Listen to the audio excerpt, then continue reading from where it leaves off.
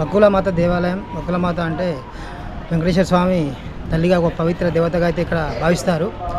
అయితే దీనికి ఒక హిస్టరీ అయితే ఉంది.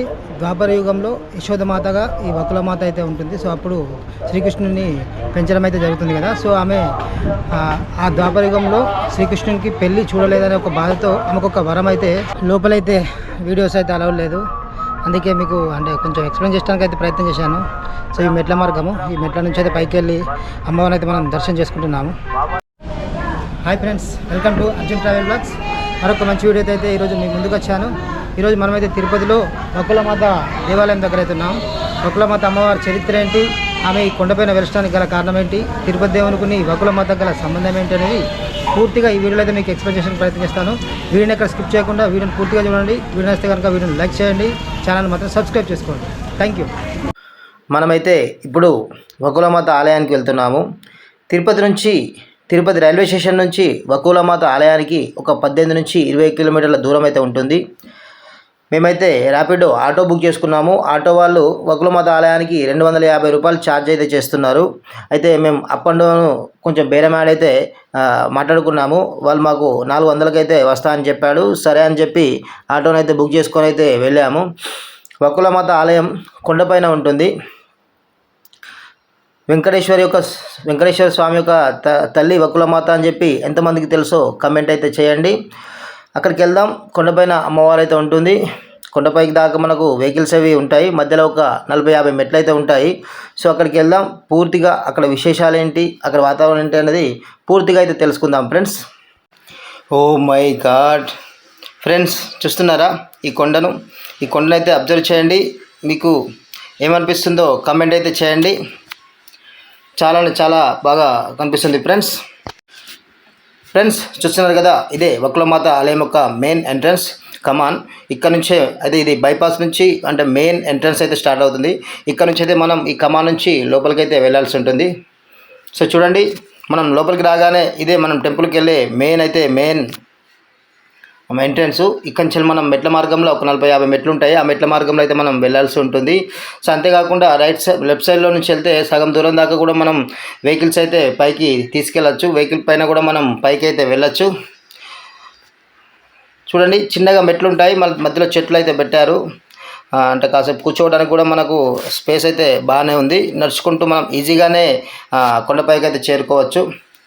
ఇంకోటి ఫ్రెండ్స్, ఇక్కడ మనకు వకులమాత ఆలయంలో ఎలాంటి సేవలు ఉన్నాయి, ఏ టైంకి ఏంటి సేవలు అనేది పూర్తిగా అయితే మీకు ఇక్కడ చూపించడానికి అయితే ప్రయత్నం చేస్తున్నాను. సో చూడండి, మీకు ఏమైనా సేవలు అవసరం ఉంటే ఆ టైం ప్రకారంగా అయితే వచ్చి దర్శనాలు సేవలు ఏవైతే ఉన్నాయో అవి ఉపయోగించుకోండి.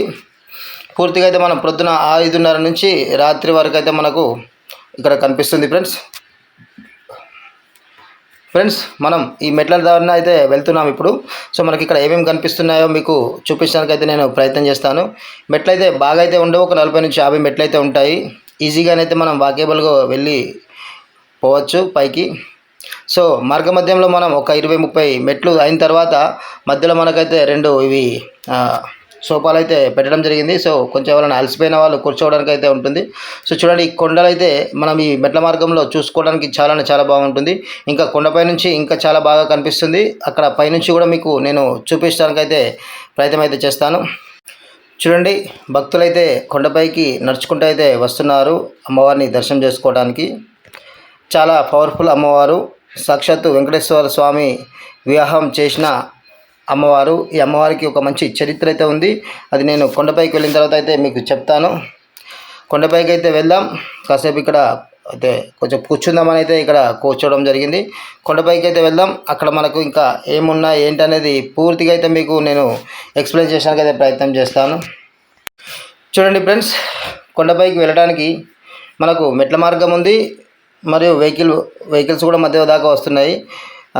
చాలామంది అయితే తిరుపతికి వచ్చి ఈ అమ్మవారిని దర్శనం చేసుకోకుండానే అంటే వాళ్ళు ఉన్న బిజీ షెడ్యూల్ వల్ల అయితే వెళ్తారు.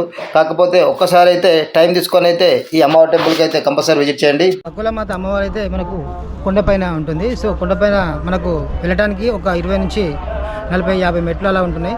సో మెట్ల మధ్య నుంచి అయితే మనం కొండపైకి వెళ్ళాల్సి వస్తుంది. అంటే మధ్య వరకు అయితే మనకు వెహికల్ కూడా తీసుకురావడానికి అలౌడ్ అయితే ఉంది. సో దాంతోపాటు మధ్యలోకి రాగానే కొంచెం కూర్చోవడానికి కూడా ఇక్కడ మనకు కుర్చీలు అయితే ఉన్నాయి. సో మనం కొంచెం రెస్ట్ తీసుకుంటూ కొండపైకి అయితే వెళ్దాం. కొండపైన ఇంకా ఏమేమి ఉన్నాయనేది పూర్తిగా మీకు చూసి నేను ఎక్స్ప్లెయిన్ చేయడానికి అయితే ప్రయత్నం చేస్తాను. సో పదని పోదాం, కొంచెం పోయేదాకా.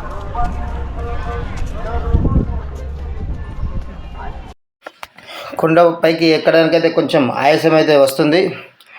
కాస్త నెమ్మదిగా అయితే కొండపైకి అయితే వెళ్తున్నాము. సో కొండపైకి వెళ్ళగానే మనకు రైట్ సైడ్లో 2-3 స్టాల్స్ అయితే కనిపిస్తున్నాయి. సో మనకు కూల్ డ్రింక్స్ కానీ ఏమైనా తినుబండారాలు, కొబ్బరికాయలు అవన్నీ ఈ స్టాల్స్లో మనకైతే దొరుకుతున్నాయి ఫ్రెండ్స్.